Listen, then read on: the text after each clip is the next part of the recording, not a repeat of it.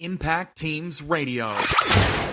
Welcome to Impact Teams Radio, the show where we explore what it takes to be a leader of the leaders in corporate America. Get ready to be inspired and discover proven tips for going from average to exceptional. Now, here's your host and guide, Tony Sherman.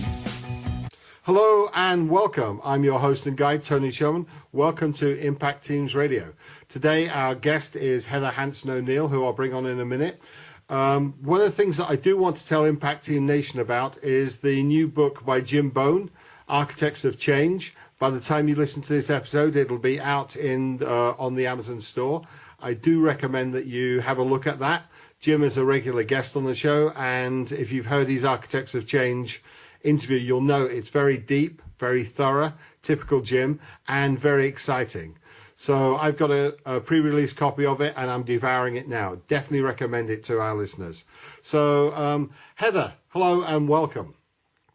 Hello. Thanks for having me, Tony. Thank you very much. So, Heather, tell our listeners a little bit about yourself. Where to begin? Well, when I was 7, my name is Heather Hansen O'Neill. I am a speaker. I am author of a few books, Find Your Fire and Teams on Fire. And I typically work with large corporations or associations down to entrepreneurs that are looking to take it to the next level. Okay, that sounds very interesting. As you know, we're about leaders leading leaders, and teamwork is a very consistent theme. So the fact that you've got teams on fire is just, it's raw meat to our listeners right now. So could I ask you to tell us, where did the concept of fire come from in your books, Find Your Fire and Teams on Fire? Well, I have a whole fire brand, whether it's around my presentations, any of the work that I do, as well as the books. And that comes from, I guess, from someone at one point in my past calling me a firecracker, because my passion is helping to light people up, helping to light a fire within. And I believe very strongly when it comes to taking on the leadership role and leading a team, that is very, very important to be able to do, to be able to have that within you and then be able to share it and light it within others.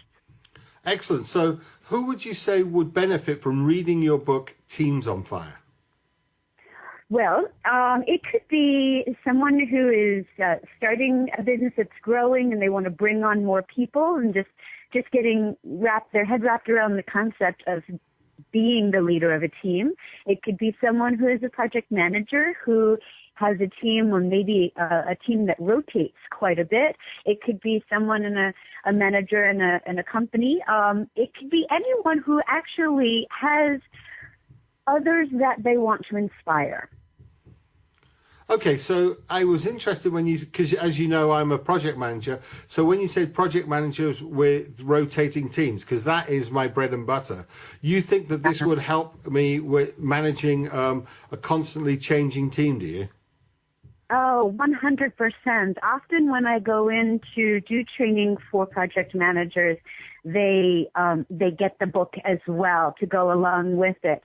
Because as you know, I mean, you're an expert in this field, Tony, you understand that project management has its own special set of issues because they're leaders, but they're often leading teams that have other teams and other people that they need to report to. So if you are the leader that embraces that frustration for them, that helps understand them and inspires them to follow you, you're going to have the most productive, most loyal team. That sounds incredibly exciting. One of the things that, before I get into me, just because you fired off a bunch of project management questions in me straight away, let me just step back and ask, what sort of feedback have you had from the book? I am thrilled to report that I have had great feedback. One of the ways that I wrote the book was because I have a lot of type A clients, a lot of leaders that wish they had more time. So I got right to the heart of each specific issue and an actionable strategy that they can take right away. And that's one of the biggest points of feedback that I've gotten back, is that they can actually just turn to any of the 26 concepts, turn to any page, and be able to take not only a new idea, a new thought, a way that they can actually use it on their teams right away. Brilliant. You actually just answered half my first question, because I was going to say... sorry about that. No, that's fantastic, because, well, it means I can ask another one. As a project manager, one of the things that I find is that time is very crunched, and one of the dangers with new people coming in is that everybody else already knows what they're doing, so you don't want to go over the same foundational ground with each new person. However, if you don't, you end up with teams that are slightly misaligned, and they dampen each other's fire rather than ignite each other. And it sounds like... Oh, you're using my language, Tony. Ignite. I like that. But it sounds like with something that is very discreet, with the 26 concepts, that you can hone in very quickly with team members and serve their specific needs very, very directly. Yes, 100%. I mean, you can't go in necessarily trying to take on the world all at one time, right? You need to take one step at a time, focus as a team leader. You need to be able to get them on board. And if you're all over the place, you're not going to lead by example. Absolutely. So what are some of the concepts that you cover in the book? Well, I actually have 4 of the different concepts. They're letters of the alphabet. And so, I call it the ABCs, but it doesn't mean simplistic. It just means that there's a concept for every letter of the alphabet. And of course, we start with appreciation for A. And, as well as I do and anyone, how few people feel that they are fully appreciated for everything they contribute. And it's a good place to begin on a team, to just come from that place of what are people doing right? What have they brought to the table? How can I appreciate their successes and at least the lessons that they're learning when it's not a full success? So that's where we begin. But there's a lot of different strange ones that people often call me on, like ferocity is F, and that gets to, the fierceness, the passion, the intensity that we need to bring to the table. There's growth, happiness, justice is another one that people are like, justice, that's interesting, and noble. And that's coming from a place of integrity as a leader and encouraging that within the team as well. I mean, there's, like I said, A through Z. And Z is a fun one because it's zigzag, and it's wrapped around your ability to be flexible and be able to strive toward a goal, but be able to learn the lessons along the way that can guide you.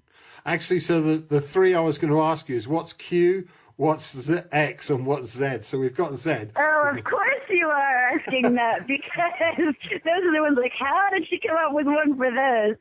Q is quality, and that gets down to, the quality assurance, making sure that you're doing things right. X is X-ray, and that is a transparency in leading a team, and letting them know that sometimes you struggle too, that you have gone through the same things. If there's a change going on, keeping them in the loop on it. And did you say W? W is Y. That's my favorite one. Why is it your favorite? Because I believe that we can accomplish any how if we have a strong enough why.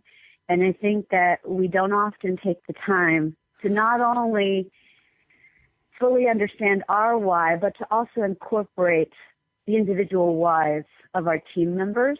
And when you do that, that's when you have the entire team working at peak performance. That's so impressive. I mean, I'm taking down. Everyone knows who's been interviewed by me knows I take copious notes, but I'm getting cramp writing all this stuff down. This is absolutely. Obviously, I should just buy the book, shouldn't I?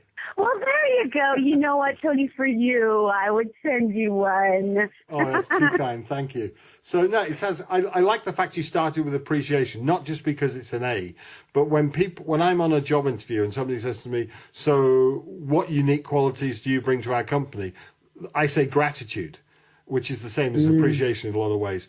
Because if you have an attitude of gratitude, that means that you're focused on people, you're looking for the minutiae, you're listening, you're paying attention, you're a good finder.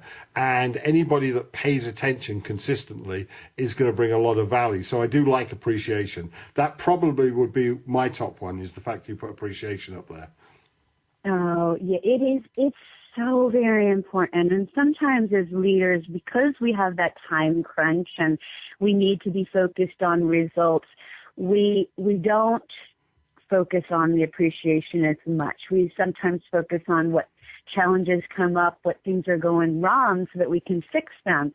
But you know as well as anyone that, what you focus on expands. So because you come from an attitude of gratitude, because you see the best in people, that's why more comes to you. And I believe as leaders, when we start to focus on that, more will come to our team. We'll be able to work together more productively.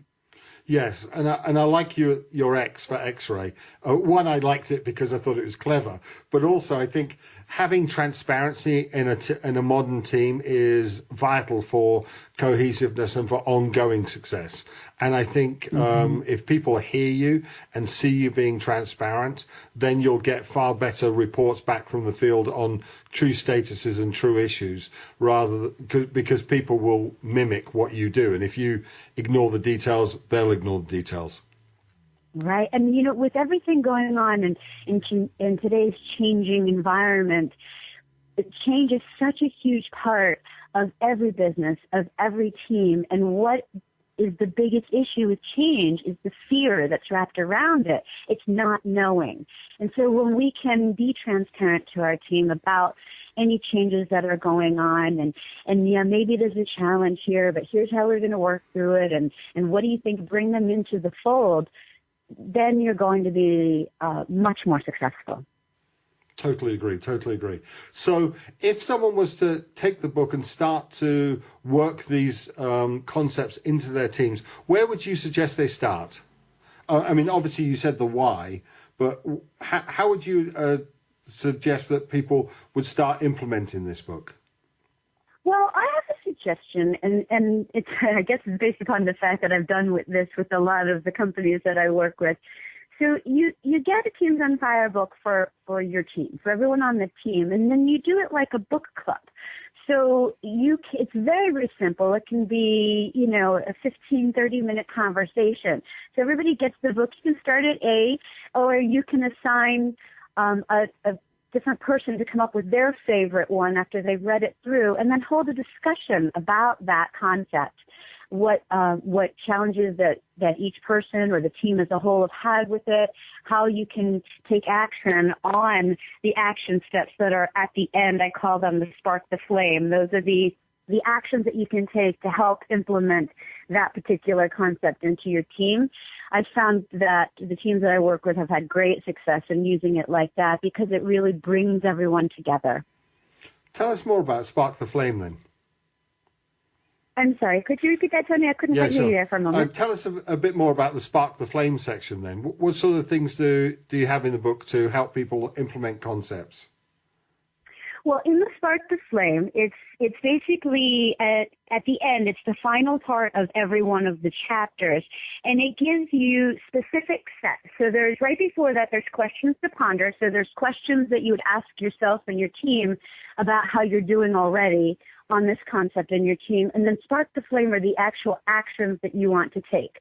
Maybe a priority action, something that you want to think about, something that you want to actually do so that you can increase that particular concept on the team. That's fantastic. So, and I like the idea of having the team, everybody, including the team leader, owning one or two concepts and sharing it week on week during status meetings. I think that would spice things up and add a lot of cohesiveness to the team.